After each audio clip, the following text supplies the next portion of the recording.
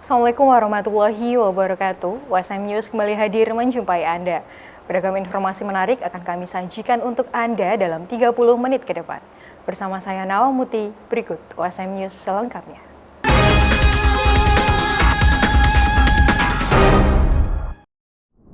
Tiga mahasiswa Universitas Semarang menjadi perwakilan Indonesia dalam International 2024 GXPC Youth Talk.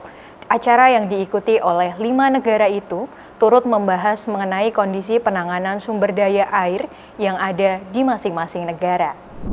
International 2024 GXPC Youth Talk yang digelar beberapa waktu lalu diikuti oleh 3 mahasiswa Universitas Semarang sebagai perwakilan Indonesia. Kegiatan yang diselenggarakan Jumat 26 April 2024 ini diselenggarakan melalui Zoom dengan menyoroti tema Pure Waterscape, a Global Outlook on Current Water Resources and Anticipated Challenges. Wakil Rektor 3 USM Bidang Kemahasiswaan Dr. Muhammad Junaidi turut mengapresiasi 3 mahasiswa USM yang menjadi perwakilan Indonesia dalam kegiatan tersebut.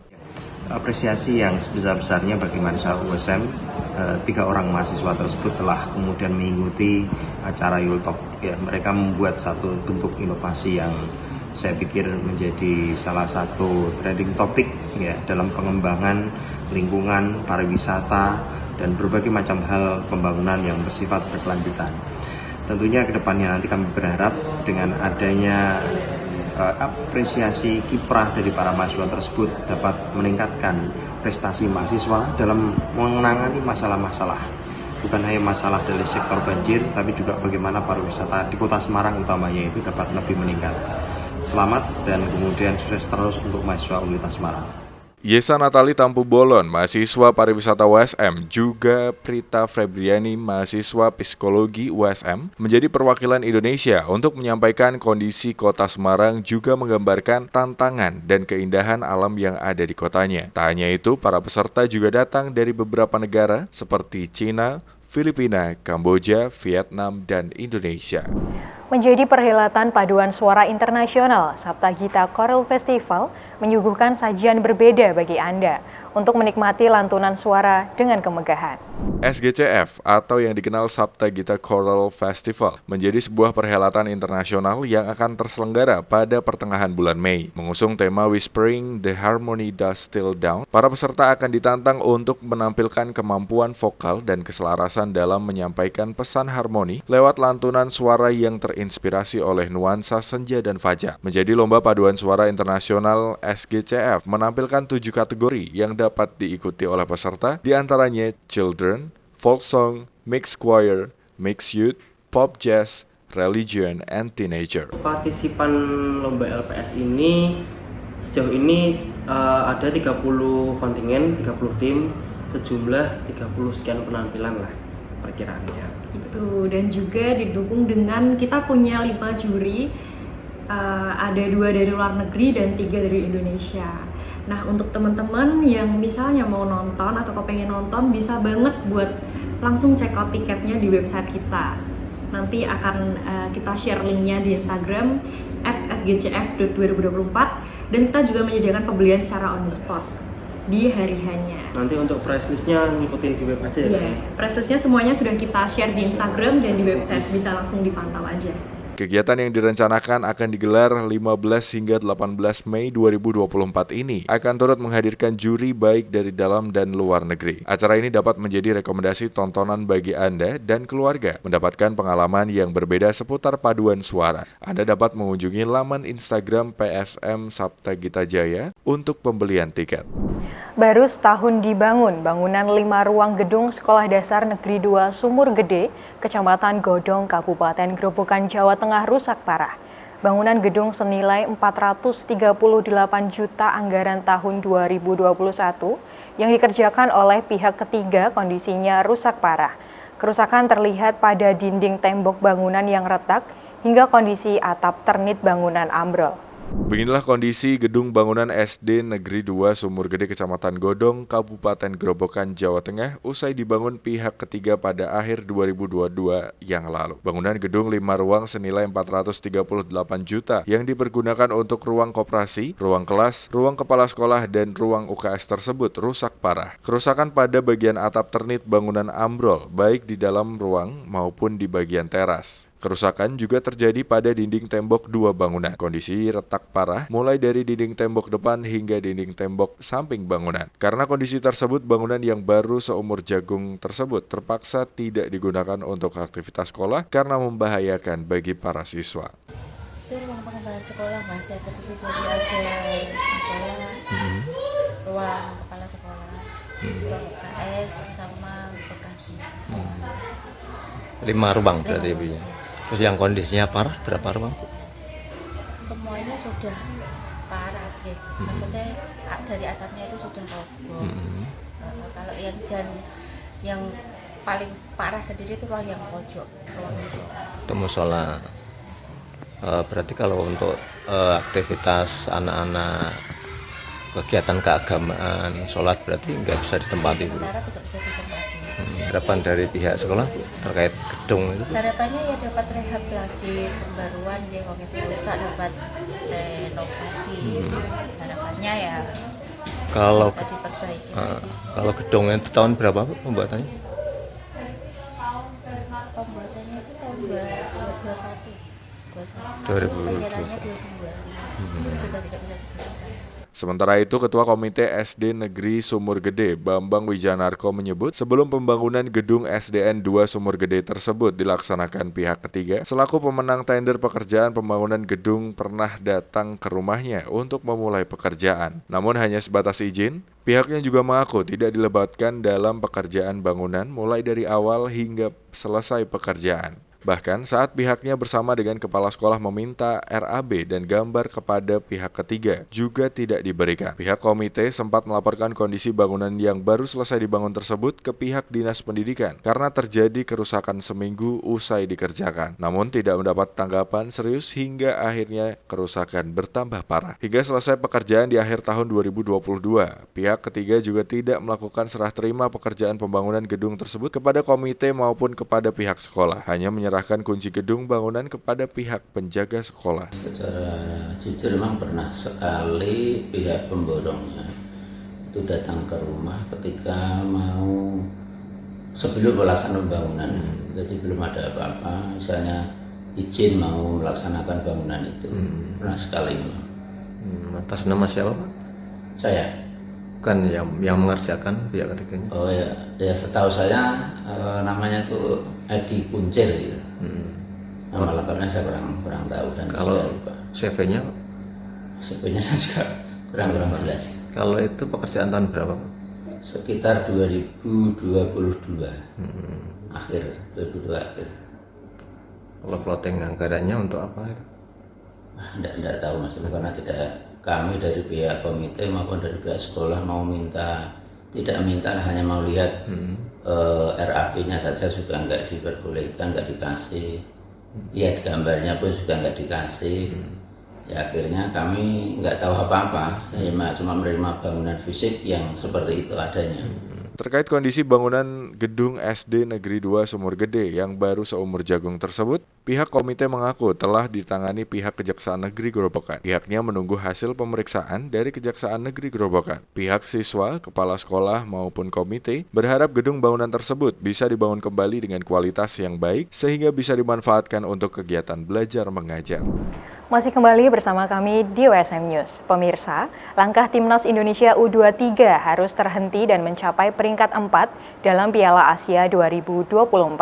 Meski sempat unggul dengan memasukkan gol ke gawang Irak, pasalnya Timnas Indonesia U23 harus menyerah dengan Irak dengan skor 1-2.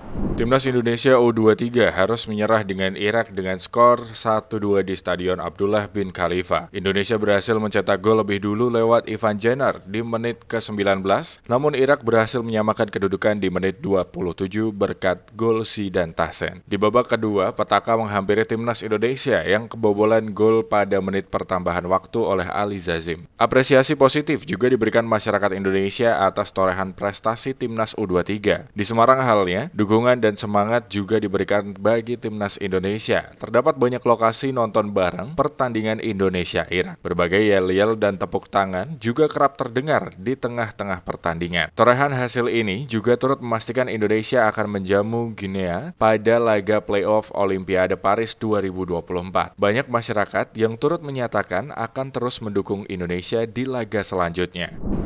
Camat Sambong, Sukiran terancam sanksi berat karena terbukti melanggar netralitas ASN. Sanksi itu tinggal menunggu hitungan hari. Saat ini Badan Kepegawaian Daerah atau BKD Blora tinggal menunggu restu eksekusi sanksi ke Kementerian Dalam Negeri. Kepala Badan Kepegawaian Daerah atau BKD Kabupaten Blora, Heru Eko Wiono, menjelaskan berkaitan dengan Camat Sambong, semula ada dugaan pelanggaran disiplin dan netralitas yang disampaikan Bawaslu ke Komisi Aparatur Sipil Negara atau KASN. KASN kemudian merekomendasikan sanksi, dan rekomendasi ini sudah turun, yakni merekomendasi hukuman tingkat berat, dan BKD sudah mengambil langkah. Pertama, karena KASN merekomendasi sanksi berat, pihak BKD membentuk tim pemeriksa. Tim kemudian sudah bekerja dan mengklarifikasi yang bersangkutan. Hasil dari rekomendasi tim pemeriksa akan diserahkan ke tim penyelesaian kasus kepegawaian atau TPKK di Kabupaten Blora. Dengan Ketua Sekda Blora, anggota BKD, Inspektorat Bagian Hukum, dan dari Asisten Umum, hasilnya akan ada sanksi berat, pilihannya ada 3. Di antaranya penurunan jabatan setingkat lebih rendah selama 12 bulan, pembebasan dari jabatannya menjadi jabatan pelaksana selama 12 bulan, atau pemberhentian dengan hormat tidak atas permintaan sendiri sebagai PNS. BKD Blora berkaitan dengan masalahnya Pak Camat Sambong berkaitan dengan pelanggaran disiplin netralitas. Memang seperti disampaikan dari Bawaslu sudah mengirimkan hasil rekomendasinya Bawaslu ke Jakarta, dan KSN pun sudah turun, baru kemarin sudah turun.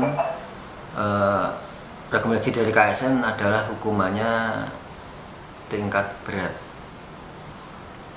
dan kami mensikapi tentang rekomendasi KSN, kami dari BKD Pemerintah Kabupaten Blora ini kami sudah mengambil langkah. Yang pertama, ini karena KSN itu rekomendasi hukuman berat, kami BKD sudah membentuk tim pemeriksa, dan pemeriksa itu sudah kita lakukan minggu kemarin tanggal 17-18 itu.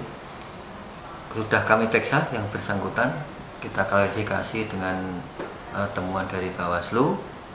Kemudian hasil dari rekomendasi dari teman-teman BA-nya dari pemeriksa, kita serahkan ke tim penyelesaian kasus pegawaian di Kabupaten Blora. Ini tim kasus pegawaian ini ketuanya Pak Sekda, kemudian anggotanya dari BKD ada, Inspektorat ada, terus bagian hukum, kemudian dari asisten umum, ditambah teman-teman kepala bidang di BKD. Karena Blora termasuk ke dalam kabupaten yang akan melaksanakan pilkada, maka eksekusi sanksi ini BKD izin ke Kemendagri. Izin ke Kemendagri harus dilakukan karena sebagaimana regulasi daerah yang akan melaksanakan pilkada, kepala daerahnya selama 6 bulan sebelum pemilihan dan setelah pelantikan tidak boleh dimutasi hingga melantik JPT. Pelaksanaan ujian tulis berbasis komputer atau UTBK memasuki hari ketiga pada hari ini. Panitia memberlakukan peraturan ketat pada pelaksanaan UTBK agar berjalan dengan lancar. Salah satunya dengan tidak memberikan toleransi kepada peserta yang datang terlambat. Hal ini dikarenakan panitia sudah memberikan informasi sejak jauh-jauh hari dan papan petunjuk informasi pada ruang serta ruang tunggu yang memadai. Keterlambatan peserta dapat mengganggu peserta lainnya karena durasi waktu ujian yang terbatas.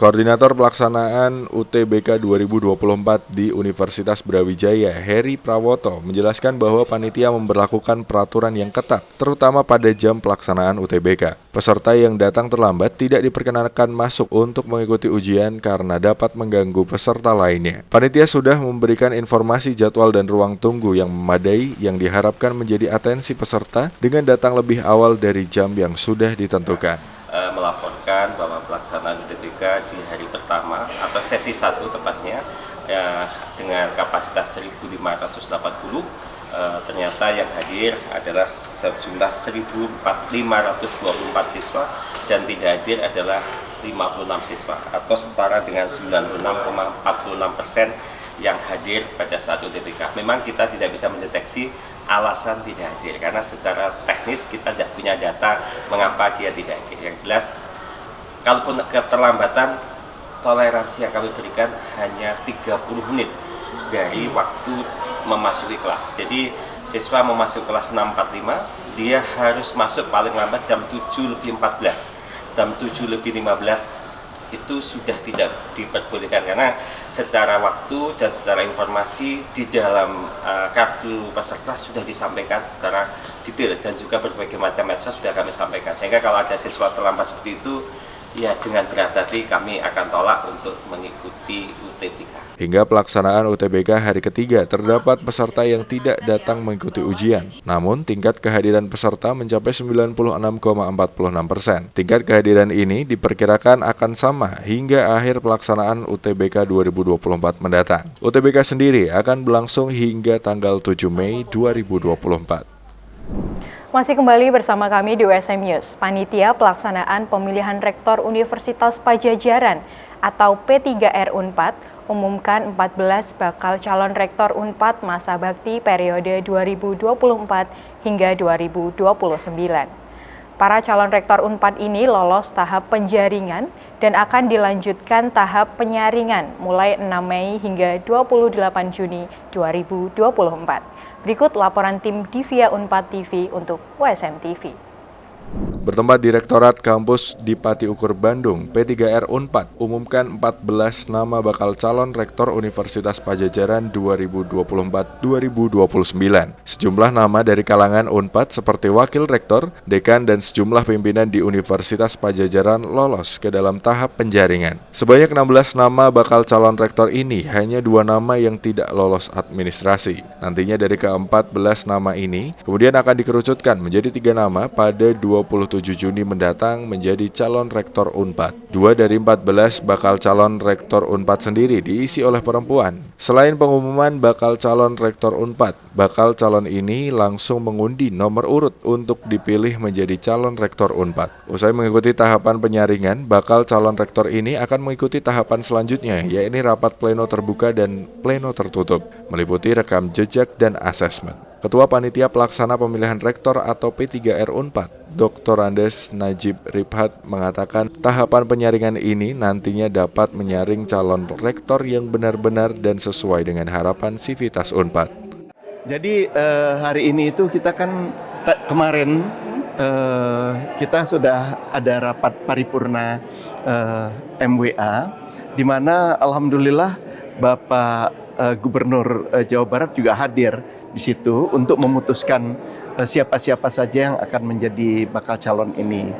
Dari 16 pendaftar, maka 14 kita putuskan sebagai bakal calon rektor. Nah, kemudian dari seluruh 14 ini itu tadi sudah mengambil nomor urut jadi dari nomor 1 sampai 14 dan kemudian nanti mulai ada kegiatan dari mulai kegiatan pemeriksaan kesehatan di RSAS ya, kesehatan lengkap begitu. Kemudian ada kegiatan dari assessment center dari ACI, Assessment Center Indonesia, dan kemudian juga ada yang penelusuran rekam jejak tadi di mana PPATK, BIN dan Kominfo itu akan kita mintakan pendapatnya. Ini penting banget ya, sekali lagi saya garis bawahi bahwa ini merupakan satu hal yang sangat penting begitu untuk betul-betul kita tidak kecolongan begitu, bahwa nanti kita sudah pilih di dalam proses ini kita pilih tapi ternyata ada rekam jejak yang tidak terdeteksi oleh kita. Jadi sehingga kita betul-betul meminta kepada lembaga-lembaga yang berkompeten begitu untuk memberikan pendapatnya mengenai semua calon-calon kami ini. Kemudian setelah itu ada kegiatan yang sebetulnya merupakan rapat paripurna juga dari rapat pleno juga dari MWA, tetapi dia terbuka dan itu dihadiri oleh seluruh senat akademik, jadi seluruh guru besar dari Unpad itu hadir di situ, Senat Akademik dan Dewan Profesor akan hadir, dan kemudian mereka nanti akan memaparkan apa sih rencana strategis mereka, bagaimana mereka ingin membuat Unpad itu menjadi PTNBH yang kuat begitu. PTNBH itu kan perguruan tinggi negeri yang berbadan hukum. Jadi kita itu udah berhak sekarang mencari membuat usaha sendiri, menginikan sendiri untuk kepentingan pendidikan di Unpad ini. Pemirsa, perundingan gencatan senjata perang Israel-Hamas masih berlangsung. Tekanan untuk kedua belah pihak, baik Israel maupun Hamas, semakin kuat. Sementara Amerika Serikat juga mendapatkan tekanan baik dari dalam dan luar negeri. Selengkapnya ikuti laporan tim VOA berikut ini. Informasi ini sekaligus menutup perjumpaan kita hari ini.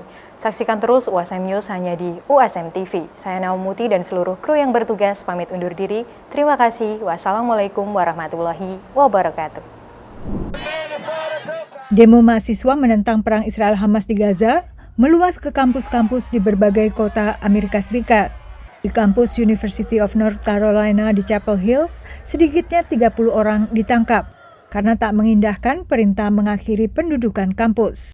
Sebagian pengajar menunjukkan solidaritas mereka. And in a way, it's disgusting that it takes the massacre of 30,000 plus Palestinians to get people out here yelling and screaming and trying to give this genocide some light to bring it to the public. Tapi meluasnya demo mengundang reaksi keras di Kongres. Ketua DPR Amerika Serikat Mike Johnson menuduh sebagian demonstran bertindak berlebihan, termasuk di Columbia University di New York yang mengawali gelombang demo. Worse, though, is that Columbia's choice to ignore the safety of their Jewish students and appease anti-Semites has inspired even more hate-filled protests to pop up across the country. And what we're seeing right now is people wave Hezbollah flags and Hamas flags, their homemade signs supporting what happened on October 7th. It's outrageous. Ketua DPR mengancam sanksi bagi pihak universitas, termasuk penarikan dana. Bersamaan dengan pro dan kontra secara domestik, Menteri Luar Negeri Amerika Serikat Antony Blinken kembali mengadakan diplomasi maraton di Timur Tengah, mengupayakan gencatan senjata dan pembebasan sandera oleh kelompok Hamas. Kali ini selain ke Israel, Menteri Luar Negeri Blinken juga bertemu para pemimpin negara-negara mitra Amerika Serikat di Yordania dan Arab Saudi. Analis menilai tekanan semakin kuat bagi Amerika Serikat untuk mengupayakan resolusi konflik yang berlangsung 200 hari lebih. He has to show even more clear results. There has to be a pause in the fighting. Hostages have to be returned. There have to be visible negotiations. And he has to show that he is pushing both sides, not just one side, but both sides to the table. And so he needs results. He really needs results this summer. Posisi Amerika Serikat dipersulit dengan keinginan Israel menyerang Rafah dengan dalih untuk menghabisi Hamas. And it sounds like he's been really ready to move in to enter Rafah anyway. And the war cabinet doesn't believe they can declare victory in Gaza without attacking Rafah. But, you know, it really does seem to be more revenge driven, not intelligence driven. You know, they don't really know where the enemy is. Pada saat yang sama, Tiongkok mengakui telah menerima perwakilan Hamas dan Fatah membahas kemungkinan rekonsiliasi antara kedua faksi Palestina yang bertikai. Amerika Serikat dan Uni Eropa selama ini hanya berhubungan dengan Fatah yang menguasai otoritas Palestina karena Hamas dinyatakan sebagai organisasi teroris. Dari Washington DC, Yuni Salim dan tim VOA.